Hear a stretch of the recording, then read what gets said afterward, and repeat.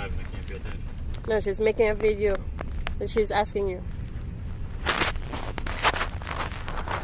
Pag nililinisan yung sasakyan, kasi syempre galing sa bahay, yung whole night na ice ay nandyan sa ganyan kakapal ang snow, guys.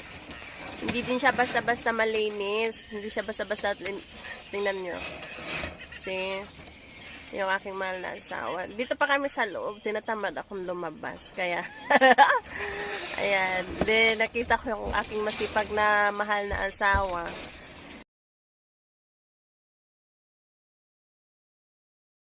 Diba? Video-video din pag may time. O diba? Makakapal din yung snow sa ano ng sasakyan.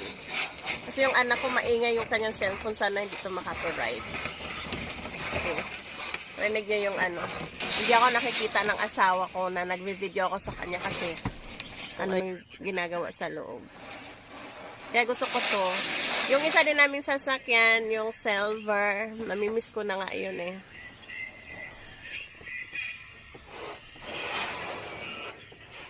Yan.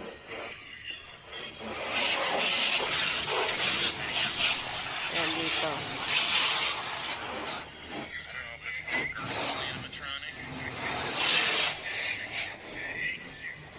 Hindi to alam ng aking mahal na asawa kasi kung alam niya yan, magagalit yan siya.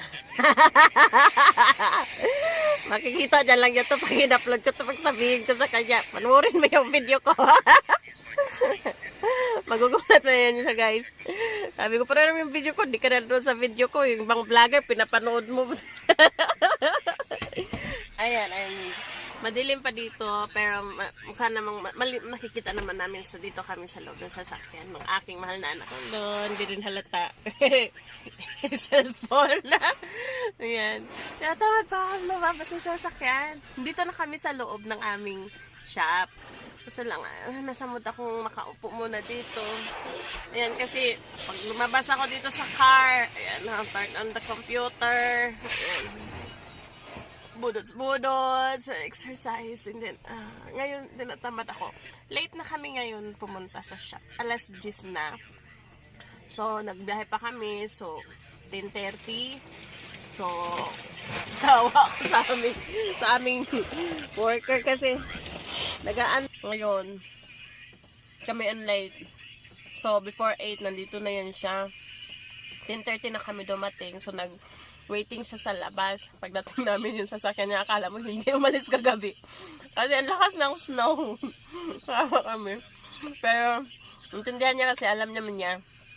Late na kami umuwi kagabi. Alas 11 na kami nakauwi kagabi, guys. Kaya nag-live ako kagabi. Alas 11 na kami nakauwi. So, syempre, naglinis pa kami. So, alas 1, maligo. So, alas 12 na kami nakahiga sa bed. Nood muna ng movie for mga ilang minuto. Tulog na ako. Hindi ko alam kung anong oras si Daltia natulog kasi nagbabad siya sa kanyang tablet. So natulog na ako kasi pagod din ako eh. Siyempre habang tulog si Daltia nag-live ako. So ayun. Pagod talaga din yung katawan ko kaya tulog na. Hindi ko na. Tapos naginising lang ako ng Daltia. Sabi niya, Mami, I want to sleep now. So come here. So binigyan ko na ng didi. Tulog ulit. Hindi ko alam kung ano. Ang hirap ng buhay, guys. Kaya nga ko awang-awa ko sa asawa ko kagabi, nakita ko siya. Alam yung sa sobrang pagod niya, ang kinain niya lang ay ano lang, itlog lang at saka bread. Yun lang yung dinner niya. Hindi naman kasi ako nagluto, guys, kasi same kami na kasama dito. So ako din, while busy ako sa taas, naglinis, prepare naman ng ano namin. Asikaso si Daltia. Siya yung nag-aasikaso sa amin ng dinner. Kaya, kagabi hindi ako nakakain. Kumagat lang ako ng 2 bite ng hotdog ni Daltia. Kasi Daltia, yung dinner niya, hotdog lang din.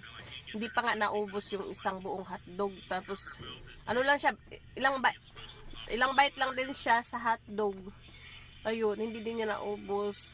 Papagod na kami, guys. Anong oras na kami umuwi. Tsaka, ang lamig dito, guys. Super lamig. Kaya, nahawa ako sa aking mahal na asawa tsaka sa aking anak. Pero, ito yung buhay namin dito. Hindi kami magpapadala ng ganun kasi wala din namang maawa sa amin. Sino bang maawa sa amin? Kundi, syempre. And, syempre kami lang din. And ako, super duper naawa ako sa asawa ko as in. Kaya, wala akong ibang gawin kundi magpakabait bilang isang asawa para sa kanya at magpakabait bilang isang nanay sa aming anak. Ayan, yun lang ang maganda kong gawin. Kasi wala akong trabaho, wala akong ambag sa pagsasama namin kasi wala akong kita. Yan. Tapos wala, kundi ang gagawin ko lang is magiging mabait, mabuting asawa at mabuting ina sa aming baby. Kasi yun lang naman trabaho ko, alaga sa aming mahal na anak. And napakaswerte ko, napakalaki ko. Talaga super duper swerte ako dahil itong asawa ko ang aking napangasawa, nakasama, nakatipa, nakasama ko sa buhay ko. Wala nang rason para tumingin pa ako sa iba. Hindi kailangan ng pera para magiging masaya. Importante magkasama kami lagi na aking mahal na asawa at anak. Nakikita ko lagi yung mga bawat galaw niya. Ayan, nakikita ko healthy and safe lang din ang aking mahal na asawa at anak. Yun lang, napaka-bless ko na sobrang para kung ano, mayaman na ako para dun. Kasi hindi naman pera guys ang masabi mo kontento ka sa buhay.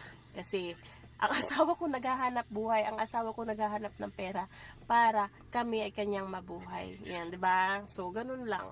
Ang daldal ko guys, ngayon naging daldal ako kasi parang masaya ako sa being marriage, o 'di ba?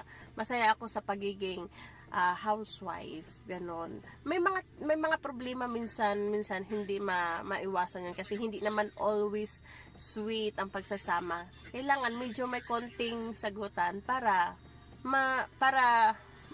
masarap yung pagsasama. Kasi kung ganon, puro lang sweet, walang tapos magugulat ka lang, 'di ba, na ganon pala malalaman mo o nasa loob ang kulo, o 'di ba? Kaya yan. Ang daldal ko guys. Sige guys. Lalabas yata yung sasakyan namin ng isa. Lalabas ng isang trabahador namin or baka maya linisan niya. Kasi nagbabak yung car So, yan. Lalabas na kami ng sasakyan. Ipapark din to sa labas. Okay guys, thank you very much for watching our videos. Maraming salamat po sa walang sawang pag-suporta ng aming channels. I love you, channel. Ayan, I love you all. Bye-bye. Mag-ingat po kayo palagi. Mag-ingat po tayo palagi. Mag-ingat po ang lahat. Bye-bye. Bye-bye.